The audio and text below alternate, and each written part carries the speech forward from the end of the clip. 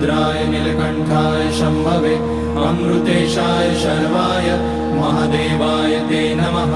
नमस्तेस्तु भगवन् विश्वेश्वराय महादेवाय त्र्यम्बकाय त्रिपुरान्तकाय त्रिकाग्निकालाय कालाग्निरुद्राय नीलकण्ठाय मृत्युञ्जयाय सर्वेश्वराय सदाशिवाय श्रीमान् महादेवाय नमः।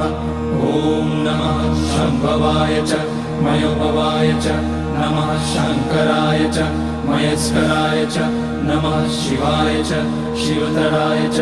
ॐ त्र्यम्बकं यजामहे सुगन्धिं पुष्टिवर्धनम् उर्वारुकमिव बन्धनान् मृत्योर्मुक्ष्यमामृतात्।